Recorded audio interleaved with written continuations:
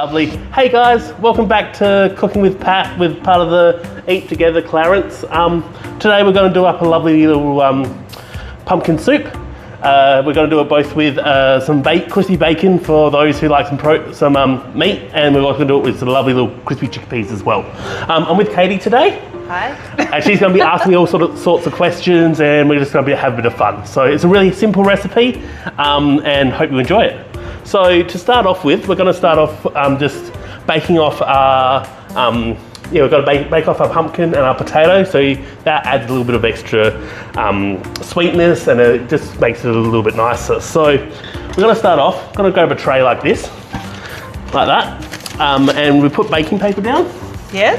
And yeah, we've decided to put, and the one thing you do with baking paper is you pop a little bit of oil. You can either use spray, or if you guys get your little packs, just a little smudge. Do you have to use oil with You it? do. If you don't use oil, you're going to have a little piece of paper that decides to fly everywhere, and half of your food may end up on the bottom of the oven. Nobody wants that. Cleaning is a pain. And now push it down, push it out, and then you've got a piece of paper that will not move anywhere. So I'm just going to do that. Then we're just going to grab our bowl, Katie. Yes. And if you want to grab, we're going to do our potatoes and our pumpkin. Potatoes. So I'll pre-cut these. You guys will get them as whole ones. We are going to have some videos coming out in a little while just about different knife cuts and things. Lovely. These, you want them a nice size. Yep, so go straight in there. And then pumpkin as well. This has been peeled, seeded, and cut up into some nice biggish chunks. With a soup, we don't have to be too careful about all of our knife cuts and things, just because it is going to get blended up in the end. So I got that. Now, we could just put this straight in, but me and being a bit of a chef, I like a little bit of seasoning, and I like a little bit of that in it. So we're going to add a little bit of salt and pepper. So if you want to do salt for me. Yeah, just a sprinkle? Yeah, just a sprinkle, and another sprinkle, and another little sprinkle. Somewhere around about there. Just a little bit of pepper as well. And what's the potato for? Is that to bulk it up? Or is the potato, it also adds a really nice texture. So if you've just got pumpkin itself, it can sometimes feel a little bit watery or something. Potato has a whole heap of extra starch in it, which makes a really nice mouthfeel in the soup. So we're just going to put a little bit of our oil over the top of that as well. Then I'm just going to pull out a spoon, and then Katie, do you want to give this a quick little stir for me? Sure can. And what I've also done, guys, is I've preheated the oven to around about 200, 220. And then we're going to put them in there, and we're going to let that cook off for around about 15 minutes or 15, 20 minutes until it's just softened. Is that okay? That's done, yep, and we're going to pour it straight into that tray for me. Does it matter if they're not all completely coated? That's fine. Yeah. Lost one there as well. Boink. There we go. I'll just give that a little shuffle on the tray, and we just do that so it's nice and flat. And then we're just going to go and put that straight into the oven. We're going to do up some of the little additions that we can add in. So first up, we're going to do our vegetarian option. I'm here with Katie again as well, and things. And so it's always nice with a vegetarian to add some sort of protein or things to get a little bit more filling. So we're going to use some lovely chickpeas. So in your pack, as a vegetarian one, you'll get a can of chickpeas, like so. The first thing we want to do is drain them off. Easiest way to do that is we're just going to crack the top like that and bring it just a little bit up, like that. Then we're just going to push it back down on top, go over to the sink, and then just pour it out. I'm going to do up some. So I've drained off my chickpeas, and I'm just going to pop a little bit of oil into the pan. Do you need to rinse the chickpeas? No, don't rinse the chickpeas. If not, we're going to lose a whole heap of the flavour that's there. And if you did want to, you can actually save the juice. We call that aquafaba, of all things, and it can be used in all sorts of different things in cooking. So if you're getting really into it, you can even make like vegan meringues out of it. It can be used as a thickener as well in different things. But yeah, look it up online. It's great stuff. So I'm just going to wait for my oil to get hot, because if we put our chickpeas into a cold pan, they're going to stew, not fry. And our trick with this is we want little crispy bits on our chickpeas, so that they're really tasty and yummy and give a little bit of a textural contrast to our soup. Okay, do you know how to tell that your oil's hot at all? No. No? So what we're looking for is almost like a little shimmer on top of it. So at the moment it's just sitting there, but as it heats up, you'll get this like almost little shimmer happening on the top of the oil. The other way that you can always do it is grab a single chickpea and throw it in and see if it sizzles. Okay. At the moment it's not sizzling. Katie, do you know how? And the only time we know that it's too hot is if it starts smoking. So we don't want the oil to smoke. No.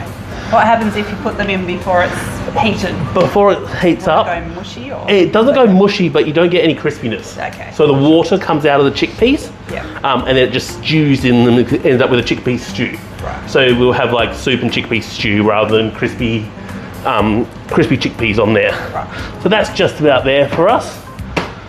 And then we just got, so we're just gonna put, I'm gonna do about half a can to start with, I reckon. Nice sizzle. Just like so. And all we want to do with this is you just want to slowly move it back and forth. So this is what we call saute. And so I'm just moving it back and forth gently like that. And if you really get the little thing, just like so. And then we're just going to sit them and just let them go for a little bit, stir, like giving them a little shake or a stir every about 15, 20 seconds or so. Should take about 3 minutes or so to get them a little bit crispy. Okay. While it's going, me being a chef, I love seasoning. Season. So I'm going to put a little bit of salt, a little bit of pepper, just like so. But if you wanted to, you could always add some extra stuff to this, like maybe some paprika. You do a thing called sumac, which is like a beautiful little berry spice. Even things like garam masala, cumin, coriander, any of those spices go really well when roasting chickpeas. It gives that little bit of an extra flavour. Don't be scared to experiment with some different flavours and things like that. Yeah. So if you come in here and have a look on the camera, you can just see how I've got little bits of browning just starting to happen there on the chickpeas, and that's what we're looking for, that lovely little bit of golden colour coming. So again, give them a little shake, let them sit there and just keep on going. Give it a little shake, give it a little stir. That's it. Nice and easy, nothing too fancy about it, but it's just these little extra touches that add extra flavour into our food. Yeah. The more crispier they go. So we don't particularly want them super crispy because then they'll be really dry and hard.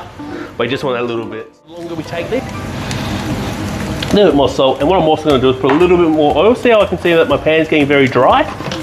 And so I'm just going to put a little bit more oil in there just to help that little crisping, browning things. You also see them starting to pop a little bit like popcorn as well, and that's always fun to watch. Just about there, I reckon. Just about. So here we, as you can see here, we've got those beautiful little crispy bits happening on the outside of our chickpeas. We've just had a little taste and they taste delicious. I am going to finish it with a little bit more salt, just because, you know, you want that little bit of saltiness and that, just like so. And then I'm just going to take those off the plate, let them cool down for a sec, and then I'm just going to put them off to the side, and then after we finish the soup, we're going to put these all over the top. So guys, we're just going to do one of the add-ins for the meat lovers portion of our pack. So with the pumpkin soup, a little bit of crispy, yummy bacon on top sounds like a great idea. Do you reckon, Katie? I reckon, yes. So with this, I will just go with pan preheating on a reasonably high heat, just like the same. We want to make sure we've got a little bit of a sizzle happening. With bacon, you don't really need to put too much oil in the pan because there's a fair bit of fat already in the bacon itself. So you do get a full thing of bacon. I don't reckon we'll need quite this much for what we're doing, so I'm going to use about half to 3/4 of this, and the other half we can keep for something else. So I'm just going to pop that in. Nice little bit of a sizzle. Come up, but we just want to keep that up on a nice high heat. Like that, so we get a nice sizzle happening. Give it a bit of a stir? Or yeah, with bacon, I always put it in and then I just leave it. Leave it, yep. Because as soon as you start stirring, same with other meats and stuff, quite often when you put it into a hot pan, it will start to brown there, but if you start stirring it too quickly, then all the water starts to come out. And so you lose any of that browning. What we do is put it straight in, maybe give it a little bit of a shake, just get all the pieces down, but then just leave it for about 30 seconds, 45 seconds, and then you'll end up with this lovely little crust on the side. And you can actually hear it. So when I put it in, it started sizzling, then it went quiet, and now it's coming back to the sizzle again. And that means that the water there is coming out. We've now got, see, they don't have any water around, it's nice and dry. That means that we're getting browning and caramelisation on the bacon. That's where the flavour comes from. If we have too much water coming out, all the fat flavour of the bacon's going to leach out into that water. We should just start, see how we've got that lovely little bit of browning happening there? That's what we want to see. Give it a stir. So with this, all we do is go down like that, we move all the stuff down to the end like that, and it's just a little bit of a forward, up and back. Just like so. Forward, up, back, forward, up, back. All right, try. I'll give it a go. There you go, a little bit more. Yep, there you go. There you go. That's it. There we go. With our hand flipped in the pan, or just with a spoon, it doesn't matter. So we're just about there. I don't particularly want the bacon to be too crispy because sometimes you get bacon that's too crispy, it ends up just being dry and like that. So we still want a little bit of that, a little bit of moisture in it, a little bit of chew to it. And especially with bacon pieces like this, you won't get that super crispy, you know, like you get with some, say, belly bacon or something like that. Yeah. So welcome back, guys. We're just continuing with our pumpkin soup.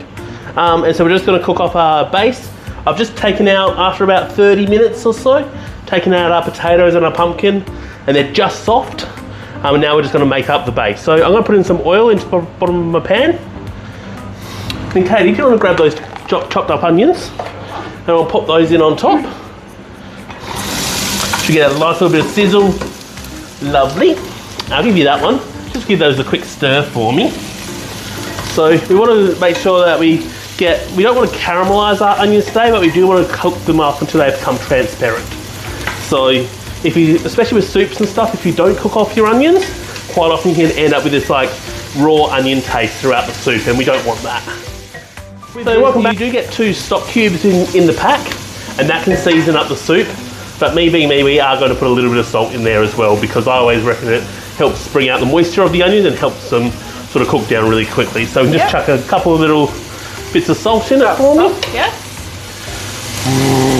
You stick a fork in the potato and pumpkin to see if it's soft? You can, yeah. I've done that before as well. But yes, you can definitely throw a check it with a fork. But yeah, these are just soft. The potatoes still a little bit, but we're going to cook it again as well. So with this, so you can see how that's just starting to get transparent now. So it's going from that sort of white to that sort of almost slightly see-through. There you go. Lovely. The other thing that you guys will have is some garlic bread to go alongside of this. So you can pop that into the oven about now.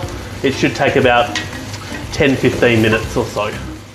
The other thing and then all we're going to do now is, as those are continuing to cook, I'm going to grab this and then I'm just going to pour all these straight into here. Make sure you've got a dry tea towel, not a wet one as you do this, and just gently going straight in.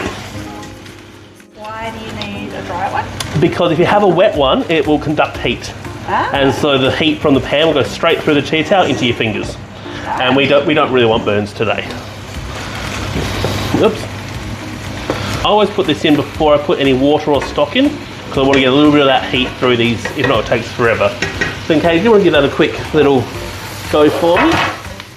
I always put this in. So you've got 2 stock cubes that we've got there. The best way you can do them is you can either put them into some water itself and stir it around, but I find that all I just want to do is crumble them up, pop them over the top and give them a quick stir.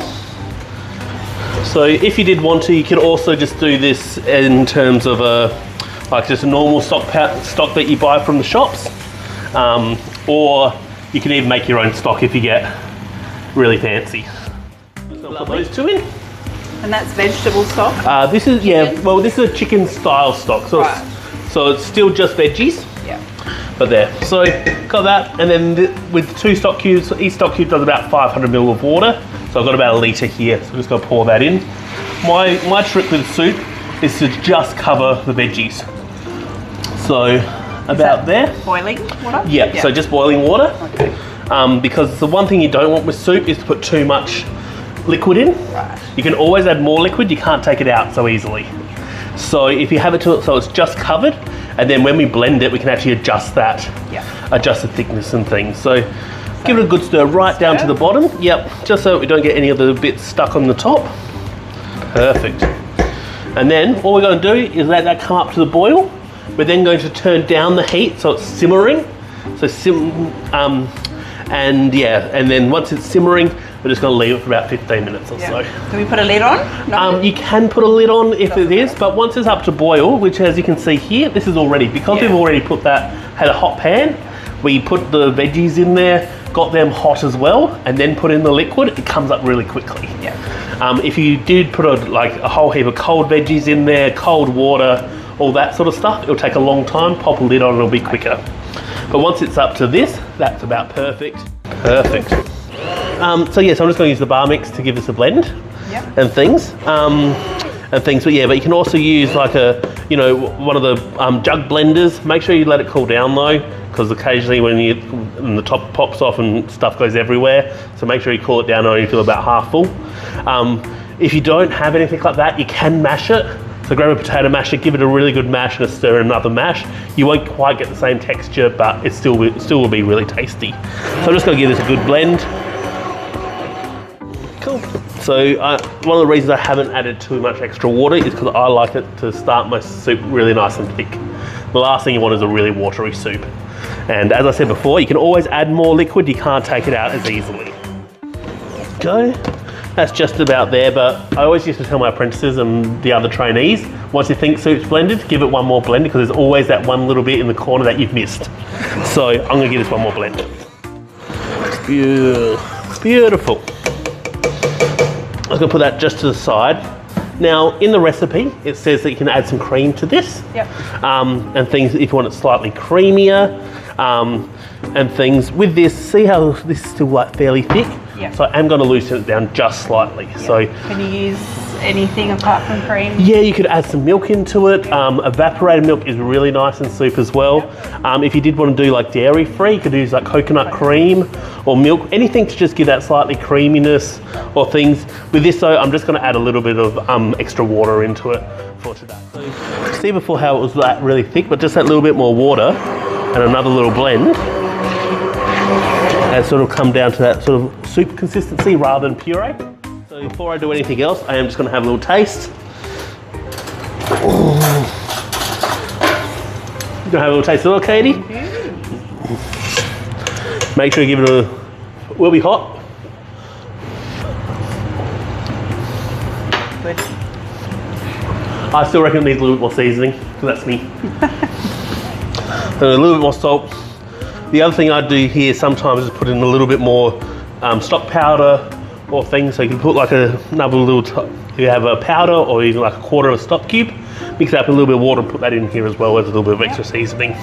Does it matter what kind of pumpkin you use? Can you use butternut or? You can use butternut, you can use grey. I think in the packs we're getting grey pumpkin, but any pumpkin will do. You can also do a mix of pumpkins as well. Each pumpkin has its own unique flavour, and the mix of them is actually, I reckon, the best. Before I do a final stir,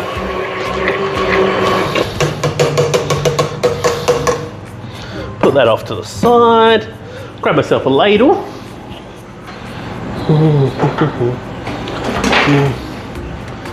And I'm just going to serve up one of these as a vegetarian option and one of these as one of the meat ones. So yeah, nice and thick, not watery at all. Couple of those in there, like so.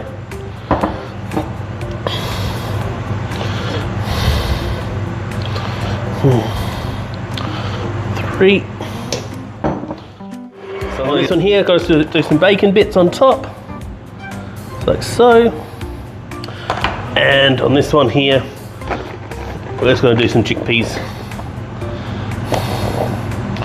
just like that. And then you guys get some garlic bread as well, so you can serve that up with some garlic bread, a little bit of cream, a little bit of herb on top as well. And yeah, and so that's our beautiful pumpkin soup with either chickpeas or bacon. Yum. Good. Perfect for a nice cold winter's day in Tassie. Absolutely. Lovely garlic bread or something alongside. Yum. I'll be a happy, happy guy. Cool. Thanks guys, we'll catch you on the next one.